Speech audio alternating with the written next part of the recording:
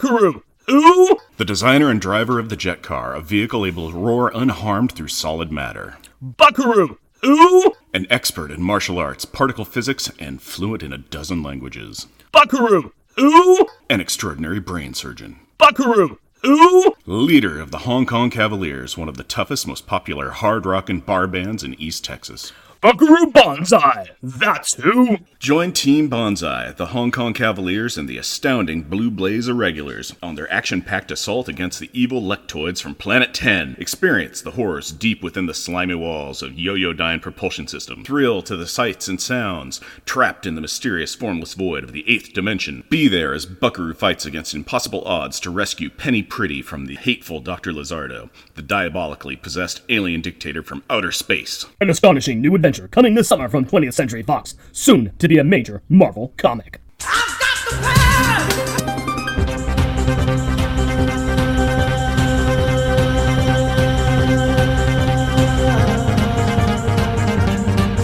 got the power!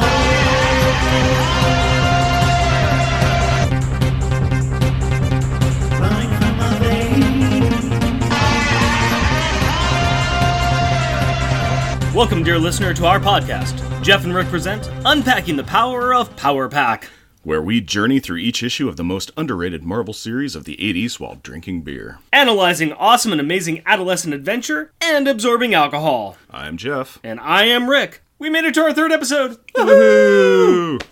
Yeah. How you doing, Jeff? I'm doing alright. Tired. Really? Yeah. It's yeah. weird having a baby. It seems to take energy away from you and sleep. And what does it provide to you? That's the real question. Oh, the most luxuriant beard ever, softened with the sweetest of baby spits. Ah, yes. Baby spit beard. Yeah, I don't know what it is. I've got braids in my beard, and my daughter just likes to grab them and just shoves them in her mouth like spaghetti and just suckles on them and just like... Rah, rah, rah, rah, rah. But now that she's got teeth coming in, it also works as a floss, so dental floss, dental beard floss. Yep. I think it's a thing we can sell. Dental beard, dental is. Beard. Yeah, that's... Okay, TM. Nice. Yeah, nice. yeah. Nice. Whew. Put our stamp on that. I like That's that. right. I like that. I'm not a notary, but it's notarized. See, I just do the work thing, home family thing too. That's also nice as well in this podcast, because this podcast, we have people that are following it. I know, that's amazing. And we'd like to thank each and every one of you. All 3, 4, 5. Including us, upwards of 3. I know that a couple people have reached out to us on Twitter. One person special, Ryan, our first person to make a comment to us on Twitter, so yay! Yeah, that was actually great to read. It really brought a smile to my face. I know. And once again, thank you very much to Hub at Tighten Up the Defense, because... without you pushing us out there, I don't think we could have gotten so many hits. I really want to provide some good content to the people out there, because I think this is kind of fun. I think some people are going to enjoy it, and I think that we can do some good things once we figure out how to actually, record in a good sound area. That's the problem with the recording at home, where you're going, oh, everything is a hard surface, and we really need to get better acoustics for a room. That's why I'm looking at a lovely sleeping bag backdrop. I'm looking at a rug on a futon. Mm-hmm. Yeah. Classed it up for the sound. Classed it up, yeah. And also, we also turned off the heater in the house, too. So if it gets too cold, we're just going to freeze out your family. So I've known him for a while. It's been a good run. Nice. Let's move on. Jeff, can you please give us the 2-sentence replay of the last episode? Friday gives the Power Kids unstable molecule costumes to keep Jack from being naked all the time, and a map. They use the map to get to the Annihilator, which they destroy by dropping it into a forest after Julie steals some candy bars from their dad's evil meanie head boss, Mr. Carmody. Now that we've got the 2-sentence review out of the way, why don't you give me a beer and tell us what our Power Pack pick is? My pleasure. I keep on looking forward to these to see how you tie it in, because it just makes me laugh each time. I also enjoy sneaking the beers into your house and into the fridge to cool them off a little bit so that I can surprise you every time. Such as this one. I decided to go this time with an IPA. Not my favorite, but I saw this and I thought that it fit perfectly in with the theme of this episode. And everybody in the Northwest loves IPAs. Absolutely everybody. I'm not a huge fan. And Rick isn't a huge fan, but everybody... Well, my friend Chris isn't a huge... A lot of people like IPAs. What do we got, Jeff? We have Stormbreaker Brewing Cloud Ripper IPA. And, that's sad. There's no story on this. Other than brewed with 7 hop varieties, including Amarillo, Cascade, Centennial, Citra, Galaxy, Nugget, and Summer. The Citra, Galaxy, and Amarillo dry hop gives it an immense citrus aroma at a 78 IBU, has a big hoppy bite up front, but finishes as refreshing and clean as the calm after the storm. So why would we drink a Cloud Ripper IPA? We Yes. don't know. We don't have a single member of the Power Pack that's an IPA. No, we do not. But I went with Cloud Ripper for a couple of reasons that I think will become apparent as we read this episode. Oh, that's an IPA. That is an IPA. So yes, I chose this beer in honor of the star of this issue, our favorite Cloud Boy, with a fart picture on his chest, Jack. And I gotta say that even the picture... Cloud Ripper. Yeah. Massmaster, Rick. Massmaster. Massmaster. I'm calling him Cloud Ripper. Cloud Ripper would be kind of a badass name, really. Yeah, Cloud Ripper would be a good name. Yeah. So I gotta say that even the picture on the front looks like a very angry Jack. Yeah, an older angry Jack fighting his empowered past. He's gonna, we'll say it's a pick, and he's gonna pick the heck out of this Cloud that he used to be. It's a good looking cover, and it does definitely smell like an IPA. I do believe that it does tie into this issue that we're about to go through, because, spoiler warning up front, this issue is a little bit Jack-centric. I wanted to find something that could tie into our favorite Cloud Boy. Cheers, my friend. Cheers. Yeah, it's an IPA. Yeah. IPAs, to me, the hops taste like rusted nails. That's just how hops hit my tongue. I know that's not for everybody, but once I get past that, I do definitely get that heavy citrus taste. Yeah, it's a little heavier on the citrus. It's not as kind of tart and bitter as a lot of IPAs that I've had, though. No, it's not. It's not. It does have a hoppy front, but it's actually kind of pleasant to drink. Yeah, it's not bad. For what we have had so far, this is our lowest ABV, alcohol by volume, at 6.4%. For those of you keeping track at home, Man, that is a bubbly beer. Mm-hmm. That is just outgassing inside. That is crazy. That's actually really kind of cool looking. it's nice and clear. It's nice, amber. You can see through. I can see Rick. Hi, Jeff. Hi, Rick. Hi. All right. Literally looking at beer with beer goggles. Moving on from that wonderful image, I'd like you to read the opening credits if you wouldn't mind, sir. Power Pack, issue number 3, October 1984. Kidnapped. Credits. Written by Louis Simonson. Penciled by June Brigman. Inked by Bob Wycheck. Lettered by Joe Rosen. Colored by Glennis Ween. Edited by Carl Potts. Editor-in-Chief Jim Shooter. In the first page of this lovely issue, we get another recap. We get this recap within the conversation that the 4 kids are having on a very nice splash page, which I guess I don't really mind too much. They don't stretch it out. They just get it out of the way and establish what's happening now, which is something that they've done on the first page for all the comics. It's a good way for letting us know what's going on, getting us all up to speed. And right now, shocker, Jack is complaining again. Old curmudgeonly Jack. Oh dear gosh, the voice. He's becoming my favorite. That's because we've got a voice for him. Yeah, I didn't find the voice found me. Nice. All the other kids are getting a chance to eat, but Jack has to be a cloud to cover them while they're flying, which means he can't eat and is starving.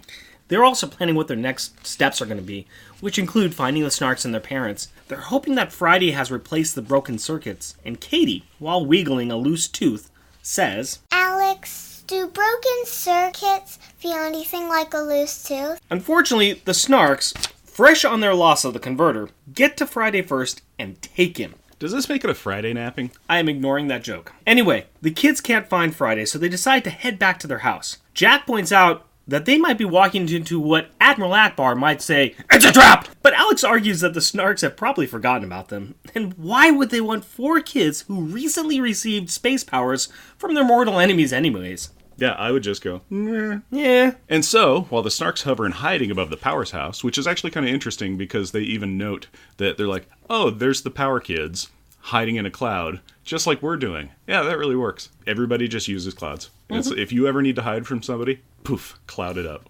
The kids come home, and this is rough. Home is everyone's safe place, and I would argue more so for kids.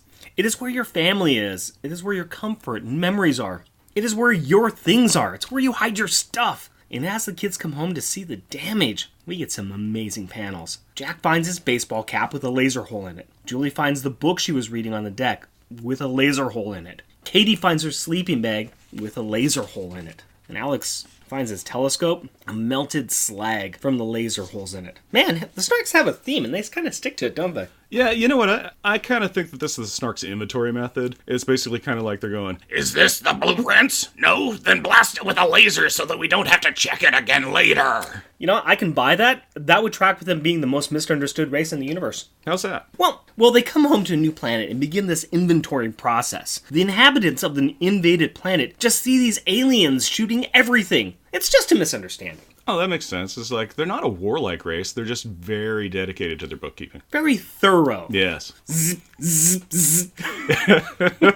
Right. Yeah, it's not like, oh, don't go into that section of the store. It's already been inventoried. We taped it off. It's just like, I shot it with lasers. okay, that's good. Yeah, that's why the roof is coming down and all Inventory. all the soup cans are destroyed. Inventory. Also, we need to order a new roof and soup cans. Well, I'll tell you, some people who are not happy with this inventory method, it's these kids, because just look at the art in these panels. It's really good. You can just see the angst and sadness on these kids' faces. Alex is holding his telescope, and he is barely holding it together. Each of the kids is pretty distraught by the damage to their stuff. Except for Jack, who just resolutely pulls on his cap. As they search the house for food, Katie comments that her tooth is looser now, followed by, I want to tell my mommy. as Katie eats an apple, Sniff, chomp. and Julie fills her bag of holding-like pockets with food, a familiar rumbling occurs. The Snarks are here. The kids huddle up, and Alex hatches a plan. Katie powers up by dissolving the refrigerator. Bad, Katie. That was the only thing in the house that didn't have a laser hole in it. Alex degravitizes the car. Now that has a laser hole in it. And floats up under the Jack cloud cover. Once he is above the Snark ship, he drops the car, and it slams into the bridge of the ship. Crash. This has some serious negative effects to the bridge of the ship, Kaboom. which unfortunately causes an external explosion, Boom. which knocks out Alex. Can we think about this just domino series of events that just occurs? Yeah. Hey, boom, boom, I'm unconscious. Yeah. Yay. What happened? I don't know. If only I thought about the consequences of my action. Oh my god, you know what he needed to do? He needed to watch any episode of Dukes of Hazzard, and he would know that any car going at any speed stopping explodes. No, I think Dukes of Hazzard taught us that any car going at any speed can jump over any ravine. Unless it's a bad guy's car. I saw kind of like a 20-year retrospective talking about it, and they're like, oh my god, we had mechanics on the show every time, because we'd jump a car and it would get wrecked, and then we'd have to just push it back together, and then we'd just keep driving. They have an insane amount of cars that they had for that show. There was a final number, and I'm sure that if we only had access to the internet, we could look up the stats on it. But yeah, it's pretty impressive, the number of cars that... Oh, okay, we got here because he threw a car on the alien ship. Oh yeah, they did. So, that was a thing. That was a thing. Luckily for everyone involved, the Snarks send out Willie Mae's fighter craft, and Alex is caught with a net that the ships are holding in their hands. Yes, that's right. Hands. If you don't want to be a Reuben Space, you put hands on your ships. Parts are falling out of the sky. Crackling. And Katie has to run. Worst game of dodgeball ever! She manages to shoot off a powerball that opens a path in the fighter screen to the mothership. Boom. But the net was designed to be undisintegratable. Katie is caught. Julie takes advantage of the hole in the fighter ship and zips into the open hangar. She is flying fast, looking for where her parents are being hidden. And as she flies, she gets distracted by Friday. And then she slams into a wall. So And she is out. You called this out in episode 1. Yeah, I did. I still seriously say that I think there'd be a lot more accidental injuries and deaths in a powered world, so I'm really glad that Louis Simonson added this into the script while Julie is still getting a handle on her powers. Still, ouch. Still very much ouch, but this is a great point to actually say how we've been reading the series for the podcast is I'm not reading ahead, I'm just reading the one that we're going, that we're going to do the podcast of. And so I have no idea what's happening in the future anymore, because last time I read these was like 20 odd years ago or something. So I kind of have a vague overview of the story, but not this minutia. I think that probably my reading of this series too brings me back to high school. I don't think I've reread it. Maybe I did it sometime in my 20s. It's been a while since I have read this series as well. I'm a little bit further ahead of you because I'm prepping up some future episodes that we're doing and getting some scripts pre-written. I'm not too far ahead. This is kind of fun rereading this and just piecing it all together from what we know as we read it and sharing it with you, our lovely listeners. So yeah, if we ever kind of like go, oh, I think this, it's not because we're like, haha, I know this is coming up. It's kind of like, oh, I think this would be a neat way of the story to go. Good point. Good call. The Snarks mummify the 3 children. And after a FaceTime session with their queen, they had FaceTime back then? Of course they have FaceTime, although they probably call it Snark time. Ooh, nice. Yes, and it's because they're an advanced species. They have spaceships with hands on them, not like those rubes that don't. Okay, look at our space shuttle. It has a cargo arm. Lame. Would it be called the Snark time? The Snark time? Or would they drop the because it's too pretentious? Yeah, it would probably just be Snark time. So after they have their Snark time session with their queen, they decide that 3 is good enough because the 4th one is lame. Actually, they've been commanded to get their snarky tails home, and the 4th one is lame anyways. Ouch. Yep. Jack, floating outside, mopes about his useless power, but does realize that he can understand the Snarks. He posits that Friday built a translator in the suit, which is pretty cool, but then decides, Nah, that's too much like science fiction. Jack, you are a cloud given superpowers by an alien, wearing cloud clothes given to you by an intelligent spaceship, and trying to rescue your family from a different alien spaceship, but a translator is too science fiction-y? Mr. Power, you have to stay after class because you obviously haven't paid attention to today's lesson. The Snarks dump their junk, a la Empire Strikes Back, and Jack sneaks aboard, into the sealed garbage room. This is enough for the hungry, exhausted Jack, and he takes a much-needed nap. Sorry, I want to go ahead and throw my own sound effects in there. That's great. He is woken as some low-level Snarks are shoveling garbage onto him. Plop, sploosh, thunk, thud. Did you notice that the garbage includes banana peels? Snarks love them some bananas. Give me a K! K! What's that smell? Potassium! Yay!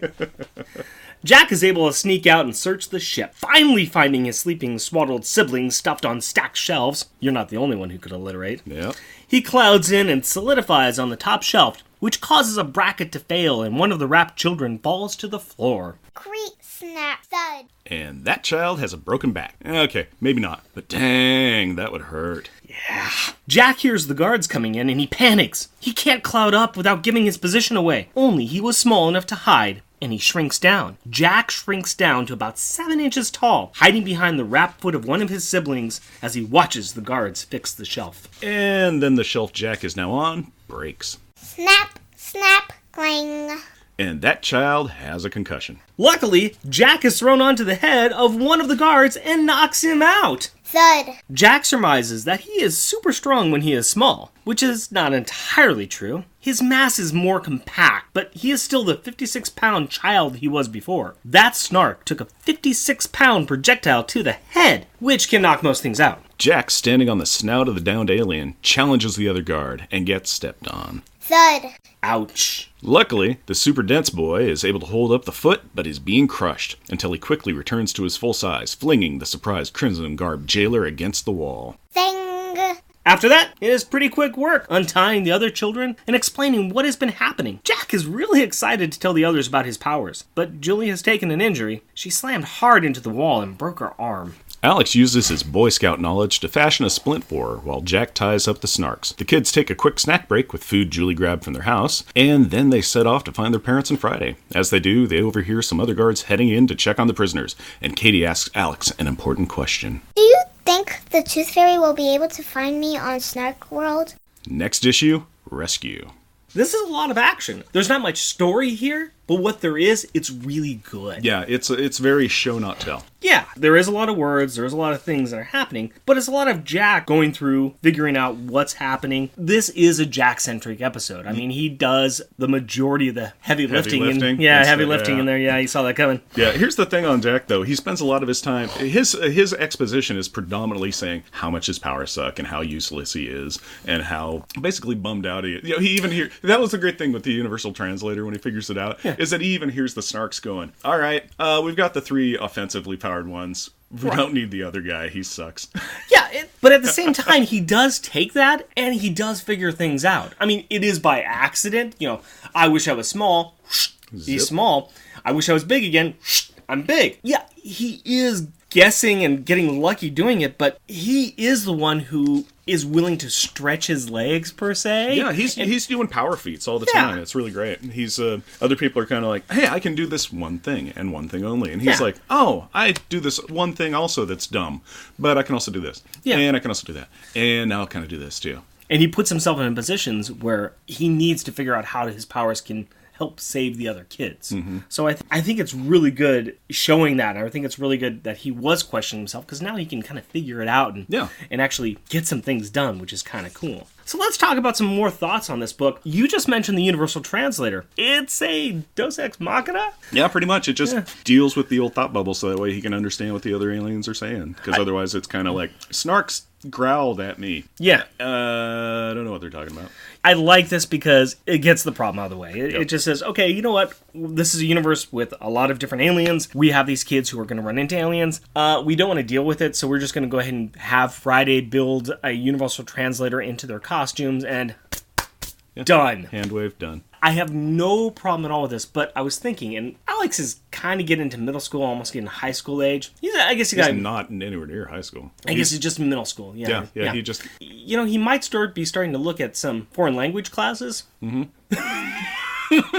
Oh, he is going to be a prodigy for the oral presentation stuff. Oh, yeah. But, he can understand everything. He probably is not going to be able to speak or write anything. Yeah, he will totally understand what the teacher is saying, where when the teacher says blah, blah, blah, blah, blah, and he's like, oh, I will raise my left hand and I will tell you about my vacation to the Grand Canyon. Alex, you understand what I'm saying? Why aren't you speaking Spanish? Or writing it, or reading it. Still, I'm just saying. Yep. If there's a way to cheat, I will find the way to cheat. That's all I'm saying, okay? Also, Mr. Power, why are you wearing your pajamas and silver boots to class every day? Universal Translators, good choice, Louis Simonson. Another Star Wars reference. What, the dumping of the garbage before the interstellar travel? No, actually I was thinking about them thinking that it was a trap. Oh, yeah. Yes, of course the garbage. Come on, man. Did you notice in the garbage, apparently Snarks only eat meat on bones and bananas. I thought it was a very Earth-centric diet myself. Yeah. Yeah, it was very much... No, I guess not. I'll take that back. It's bones and bananas. I think there's an occasional wrapper, but predominantly it's bones and bananas. Bones and bananas. The two Bs. They have a very B-centric diet. Yeah, they have a lot of vitamin B. They have a two-tiered food pyramid, which is your allocation of bones or beef. Well, no, they don't eat bones. They don't eat bones. They throw the bones away. Yes, then bone wrapping. Well, we have nothing on this one. Not even. Another Star Wars reference. I think there's some definite influence there. Star Wars is all the rage with the kids these days.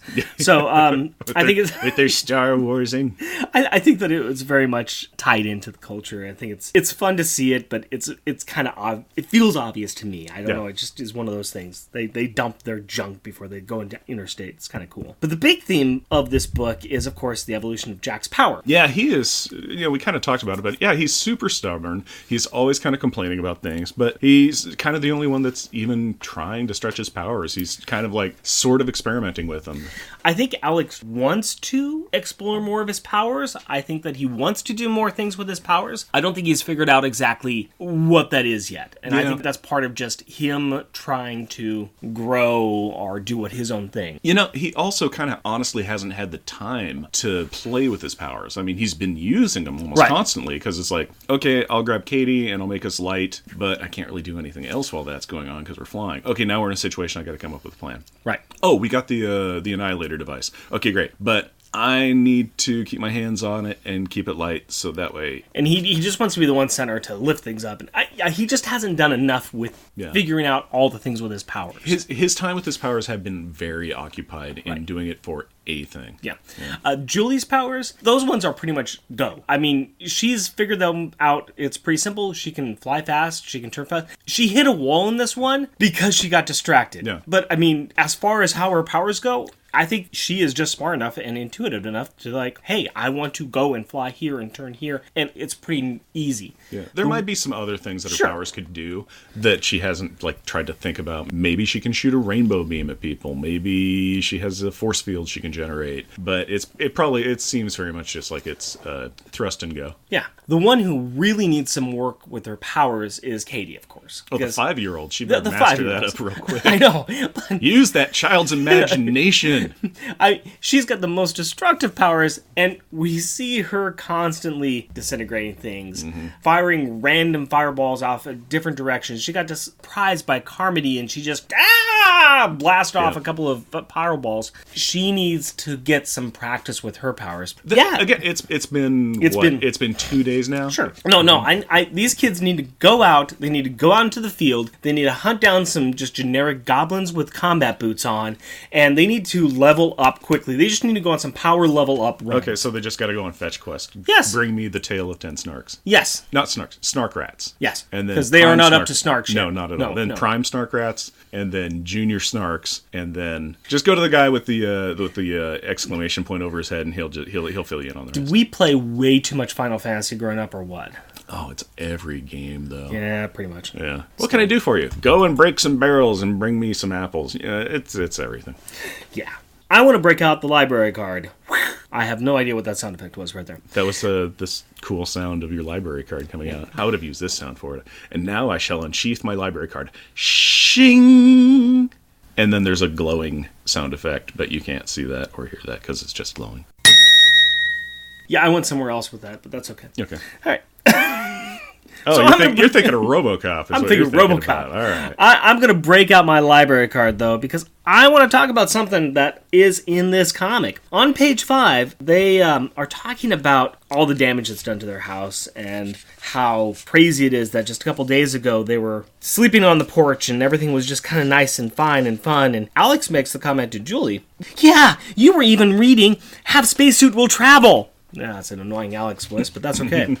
So, Julie, in the next panel, is holding a burned-out book that apparently was Have Spacesuit Will Travel, which is a science fiction novel for young readers by American writer Robert A. Heinlein. Now, I went ahead and, like I said, I have been reading a little bit ahead, which was good in this case because I saw this and I got very interested in this and I decided to read it myself, which was kind of fun because I had never read it before. This is a very nice book and it's perfect for what this story is, or the stories that we are reading are. After he repairs it, he accidentally hails a flying saucer and goes on a space adventure. It's about two children who are confronted with two different alien races, one good, the other evil. And while they respect and fear the aliens, they also work through their feelings to deal with the situation that they are in. There's a lot of different parallels to the stories we're reading and what was in the book. One of the characters is an alien who builds advanced tech, so like Friday, who does the same thing with the spacesuits that the kids have. The young man is taken out into space and is put on an intergalactic tribunal to argue for humanity. I mean, you can kind of guess that where this is going with these stories here, that these kids are going to be pulled out into space and they are going to be the representatives for human beings on this. Yeah, especially with chameleons, because they're going to be like, hey, where's Alefire? Yeah. And they're like, he's dead.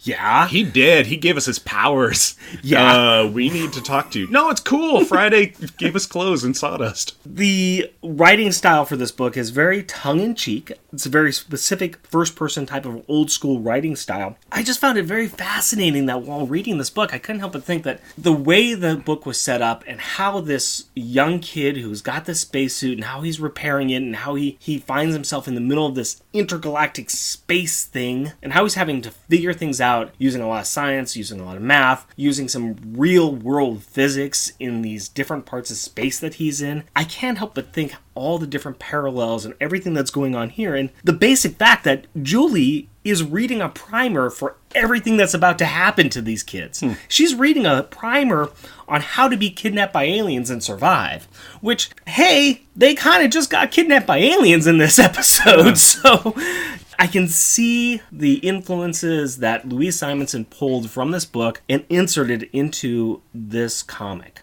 which I think was really fascinating, and I really, really enjoyed reading this book.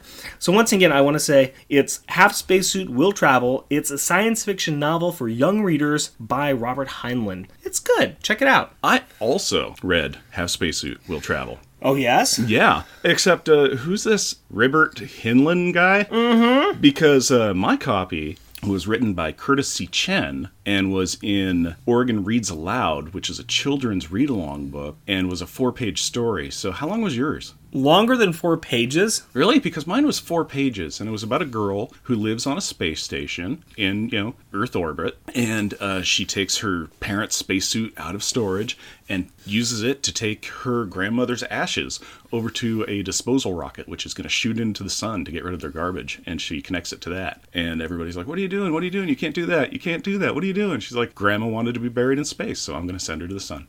I think you read the wrong book. No, it was entitled, the story was entitled, Have Spacesuit, Will Travel. So I read the right one. Are you sure you read the right one? I hate you so much. No more beer for you, sir. I think earlier you said if there's a way to cheat. Touché, sir. It was a cute little story, but it didn't prep me for surviving an alien attack, okay? So, when I told you about the book, you went to try to find it, and that's what you came across, and you thought that it was the right one. It was the only one it was the only thing that I could find in my public library, and I said, you know what? I know this isn't it, but this is hilarious, and I just really want to get to this portion of the podcast and tell Rick about it. I may have purchased mine on Amazon. Oh, interesting. Yeah. I need to return mine to the library.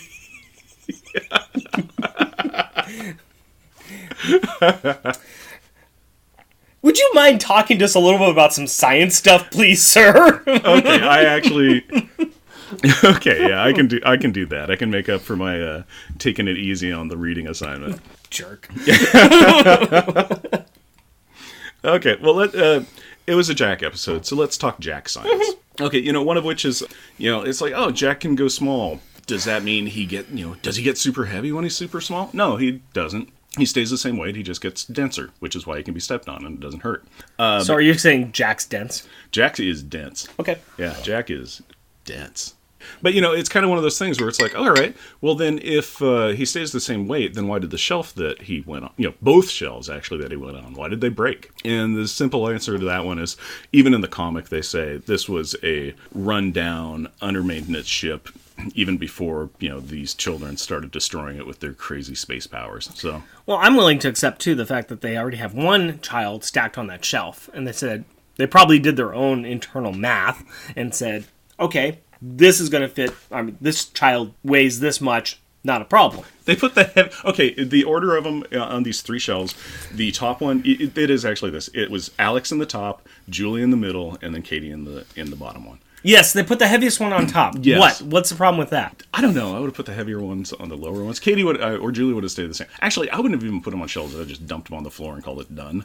Yeah, but I've got no problem with this because that means that the first one to fall and possibly break his neck was Alex. Yeah, he was like 6 feet up, and that had to hurt. Oh yeah, he's gonna. Yeah, the first thing that should have been done after he got cut out of his neuralizer wrappings, he should have been like, Jack, what?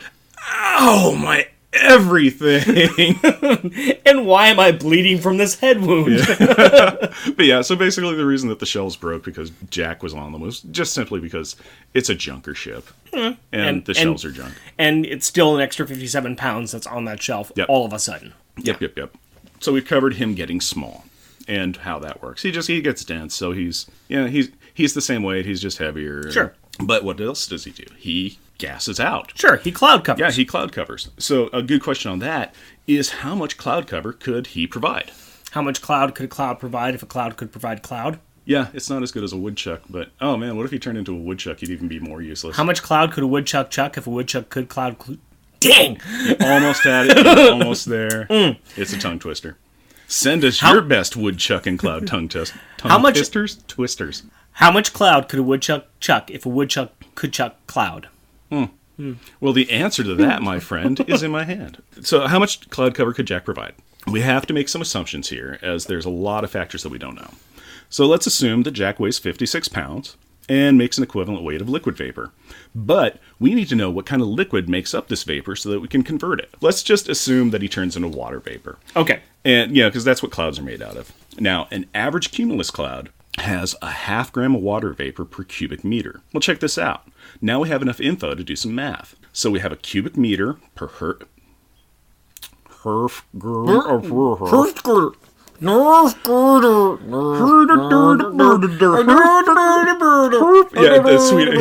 Swedish shepherd.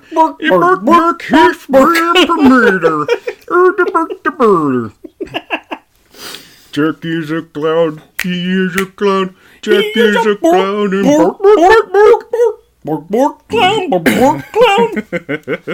So we have a 0.5 cubic meter per 0.5 gram of water, 453.592 grams per pound, and 56 pounds of water. We do some math, convert meters into feet, because this is America, and here, meters are something that we use to measure utility usages. Presto changeo, and we have 1.8 million cubic feet. This makes a jack cloud that is 122 feet per side. So, it's looking pretty accurate from all the pictures they show of him, being a cloud and hiding the ship and everything. I might give you a hard time for some of your bad jokes and bad puns, but I gotta tell you, that's kind of cool. It took a little bit of research, and I have to fully admit I needed help with the math, because math is hard for my brain now. So, you had your baby do the math? Oh, obviously. It may be wrong then. It may be wrong, but it felt so right, because math is hard. I used to love math, and I tutored people in math, and I got in advanced mathematics, and then I just hit this wall where I'm like, I don't want to math anymore. I hit that same wall myself about freshman year of high school. Oh, I lasted,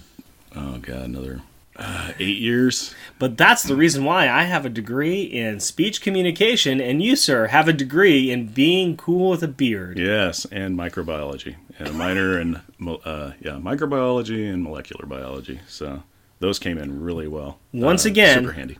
Once again, this is the reason why we call you Mr. Cowboy Scientist. Yes, that's why.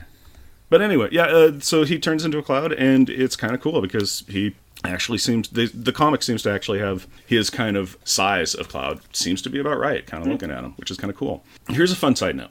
Jack changes from a solid to a gas without ever passing through a liquid phase, and this is called sublimation. An example of this would be dry ice turning into vapor. The reverse of this, a gas turning into a solid, is called desublimation, and an example of this would be a cloud turning into a naked boy, as seen in issue 2.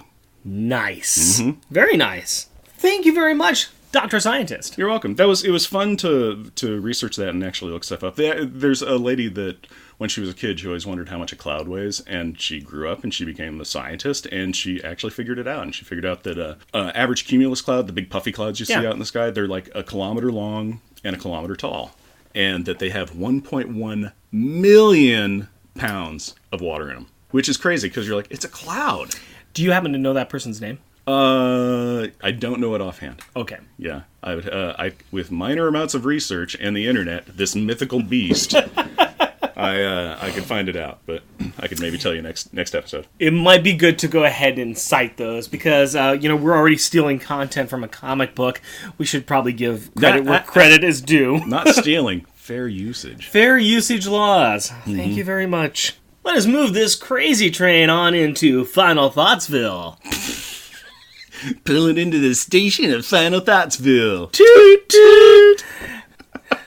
I'm going to go ahead and keep on playtesting that one and see how I can get that fit up. Yeah. Let's just throw that against the wall some more until it dies or sticks. I am a Segway king. What are we're talking about beer? So, how do we get onto trains from beer? Night train, that's why.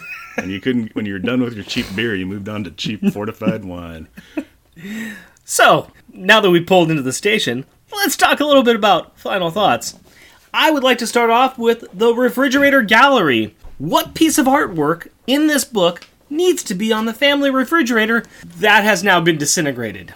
Aww. Oh. Jeff needs beer badly. Jeff is about to drink. Oh. So, Jeff, please tell me, dear sir, what did you find to be artwork that needs to be on the family refrigerator? There were several really good ones in this issue. Mm-hmm.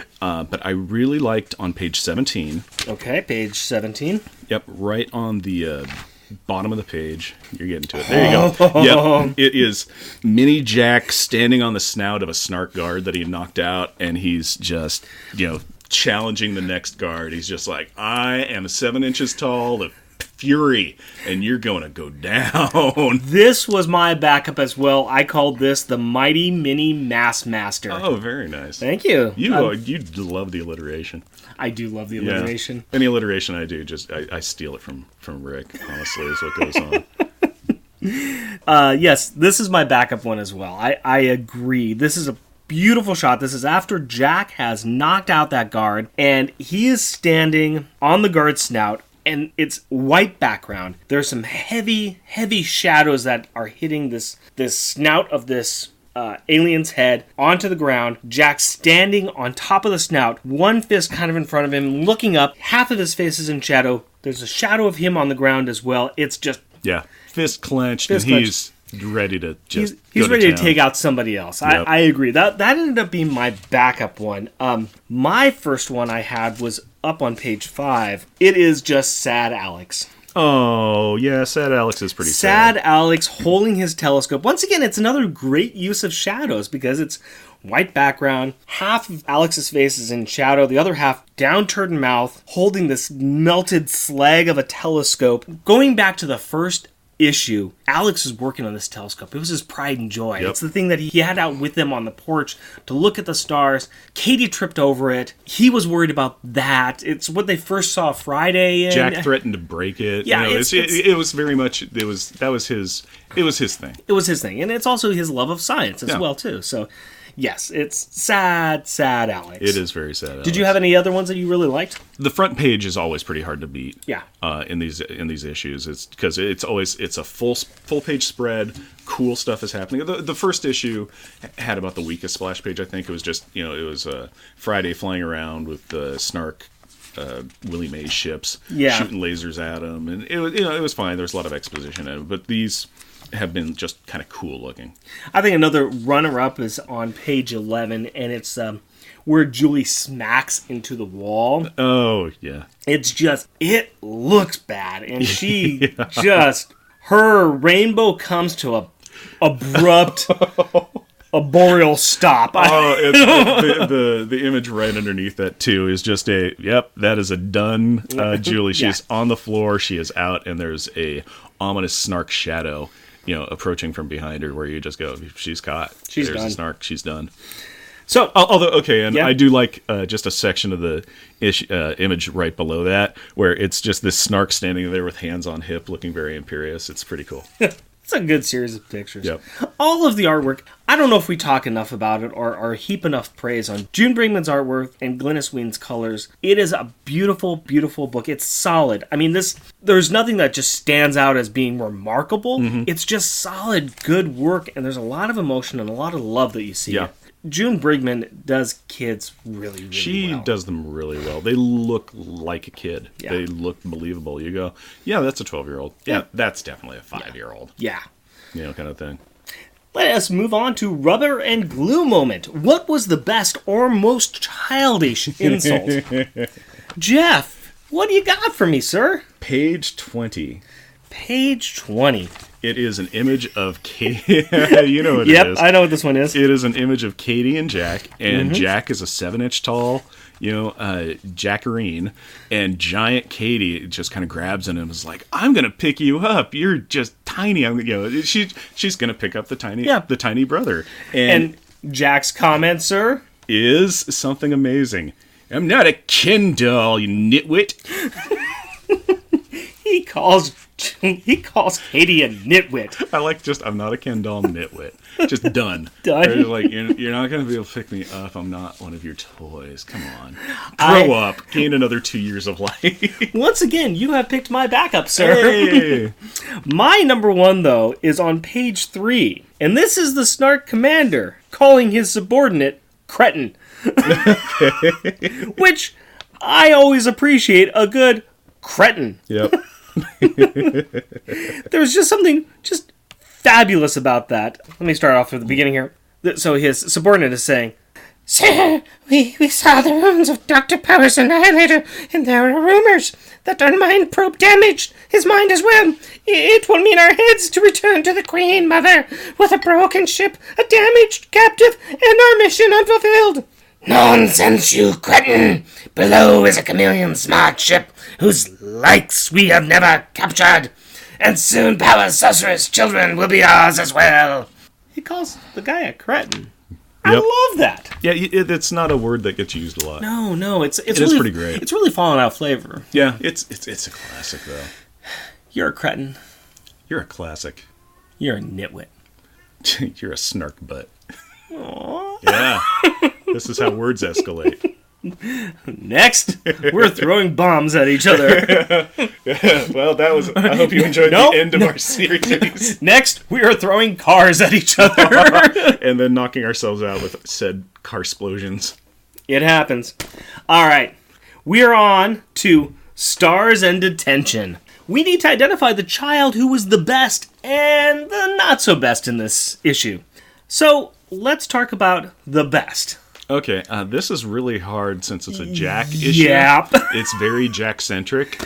And so the best kid Yes. is, not surprisingly, it's Jack. It's got to be Jack. Yeah. It has to be Jack. This is his story. He saves the others. He finds out new uses for his powers. And he seems to be a little bit less jerky. Kind of. Well, he's still very Debbie Downer about his powers, right up until the point he figures out he can get small. And then after that, he's like, I can't wait to tell the family that I can do this. And in fact, he even tells them, he goes, I think my powers are the best because I used them to save all of you. Fair point. Yeah. On the inverse side, who did you think was the worst? This is a little bit of a toss-up, but I'm unfortunately going to have to say Katie. This is 2 for 2, my friend. Mm-hmm. Why did you think Katie was? Because she's not Jack. No. In this issue, no, she is doesn't not. have a curmudgeonly voice. No, it was just the aspect, just weighing, kind of the checks and balances of, like, things that the characters did that were good, things that the characters did that were bad. Katie really had one thing that she did that was useful, and that was she, trying to get out of the net that she got grabbed in, she was shooting powerballs off, Right. and one of them happened to clear a path through the fighter ships because they're like, oh, powerball, let's get out of the Sure. way. And that opened up a path for Julie to break her arm. Yes. So, otherwise... Well done. Yeah, otherwise, Katie needs to power up, so she's in the house filled with destroyed things. She disintegrates the only working piece of technology in the house, which is the refrigerator. Yep. It's like, Katie, that actually was something not broken. And then later on, throughout the issue too, past 2 issues, they're like, we're hungry. Right. We need food. We are hungry. And Julie keeps on kind of like busting out an apple here, or some cookies or candies or something. And, near the end, it's like, okay, we're doing food again. Great. Katie, power up. And she's like, okay. And she disintegrates an apple. It's like, no, just no. The only other thing I need to add to what you've said is that the only thing she really did the entire episode was wiggle her tooth. She did that twice, if Yeah. not more. Yeah. I mean, it's like, that's all she's doing is, my tooth Yeah. is loose. Which, to be fair, that when my daughter's tooth is loose, that's all she does too. Yeah. But still, that's the most she really brought to this issue. So Yeah, yes, pretty once much. again, I'm agreeing 100% with you. Mm-hmm. I gotta say, our next thing that we talk about usually is G-Force, and I'm a little disappointed, but there was no G-Force this time. Yeah, Alex dropped nary a G-bomb. To be fair, he did spend a majority of the issue wrapped up in mummy sheets. There's that. And When he wasn't doing that, he was blowing himself up with Dukes of Hazzard. and when he wasn't blowing himself up, he was looking very sad. He was very sad. So I felt bad for him. It's just like, man. So I Telescope. guess you need to be happy in order to say G. Yeah. G is an exclamation of joy. So nothing has changed. Nothing has changed. But we'll do the stats for it anyway. Just repeat Because from last this, time. Sure. yeah, but this is the thing. So again, as we've established, Alex pulled 0 Gs, so that means he's weightless. And a place that you can experience weightlessness is on the Vomit Comet. And that makes perfect sense to me, because it makes me sick to my stomach that Alex at no point said G in this issue. Well played, sir. Yeah. Well played. And so the average G-force that we have so far is 3.35, and that's a high G roller coaster, and we're still at a total of 10, which is basically being in an airplane doing stunt maneuvers. Nice. Very good, very good. Now, let us talk about the beer that we have been drinking this issue. You mean the Jack Ripper? It's called the Cloud Ripper. Once again, how do you think I did for pairing up a beer with the issue? It pairs up really nicely. Yeah, Cloud Ripper. Cloud Ripper. I'm like, Yeah. does that making a joke name? No. It's the name of it, title of it, totally works for Jack, because Yes. it's a Jack issue, and Cloud Ripper IPA totally works for that. Yes, it does. Still, it's an IPA. It's- Not a big fan of those. It's fairly light on the hops, but it's still there. It's kind of citrusy. It's kind of nice. Sadly for me, it's still an IPA, which puts Yes. it at like a 2 for drinkability. Just 2 Powerballs, because it's not what I prefer. I'm agreeing with you 100% on this one. Not a fan of IPAs, and I know some people who like IPAs would probably rate this a bit higher. For me, I'll go ahead and agree with that 2 Powerballs as well. If I drink an IPA, I usually actually like the doubles or triples, because whenever they are double and triple, they double and triple the hops, but they also double and triple the malt, which tends to overpower the hops, which I enjoy. So, yeah, it's still pretty strong hop forward, but there's good citrus in there as well. But no, I would agree that that's about a 2 for me as well. I would agree with that. We would probably judge it differently if we were IPA people. I would agree with that assessment entirely. Let's talk about top grades. Alrighty. We want to evaluate each issue against the rest of the series. I really like this one. It's a short story. In the sense that the time it really takes us to cover it, but it is part of a bigger arc. But it's pretty well contained, and I really like the action in it. I really like the kids' action, the kids' movements, Jack finding his power and giving Jack a time to shine. I'm actually willing to say that this might be my favorite issue so far. Really? Okay. I would actually put this above number 1. What do you think?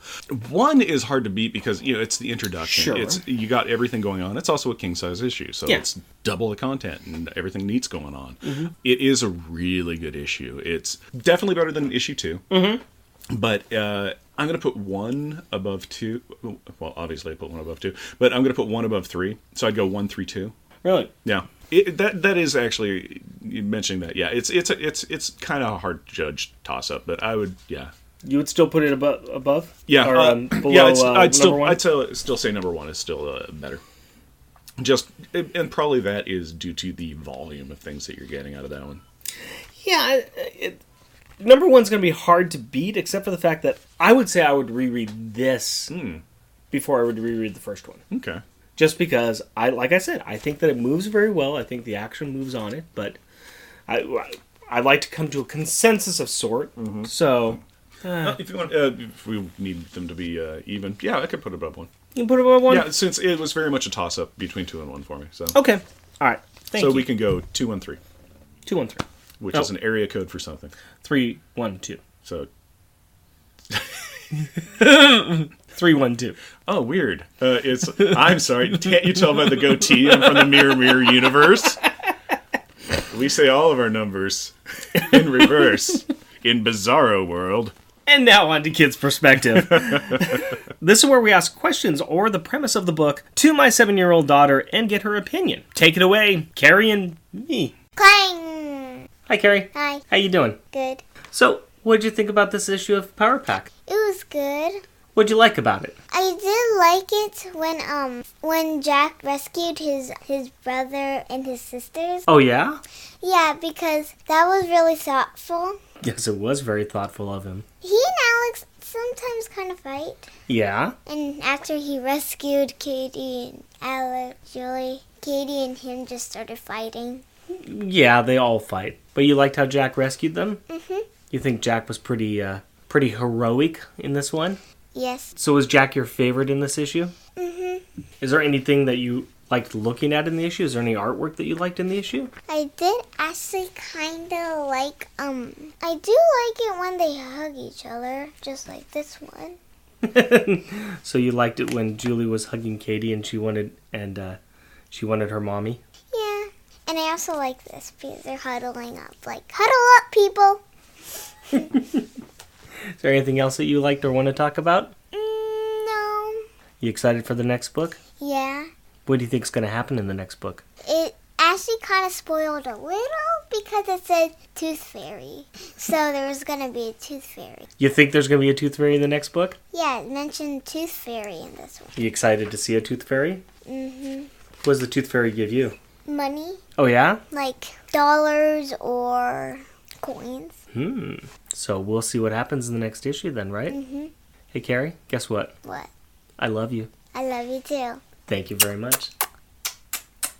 Jeff and Rick Present is recorded in front of a live studio audience in Portland, Oregon. If you would like to interact with us through the magic of the internet, you can do so through Twitter at Jeff Rick Present, our Facebook page, Jeff and Rick Present, our email address, Jeff and Rick Present, all one word, at gmail.com, or at our website, jeffandrickpresent.wordpress.com. Please rate us on iTunes or send us messages to let us know your thoughts or opinions. A big thank you once again to Hub at Tighten Up the Defense for giving us 2 plugs on his excellent show.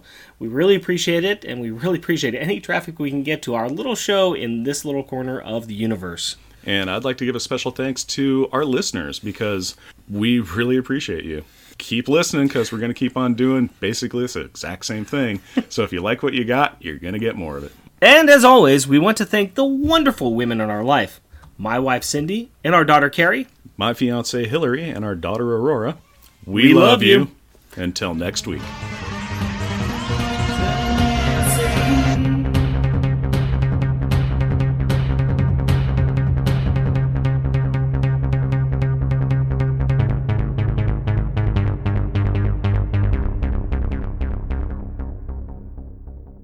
And she does not see the Snark net ship that catches her. She manages to... It's a weird sentence, ain't it? Yeah. I'm just going to chew on my cud. She manages... Why manages? Do something different. No, I'm just like, I can't get my tongue around it for some reason right now. A tongue paralysis. You can't get your tongue around manages? Yes. I can't. No, I'm not going to go there. No. It's about a young man who wins a spacesuit, and after he repairs it, he accidentally hails... Wow, You can get it. I believe in you. No, I don't believe in myself.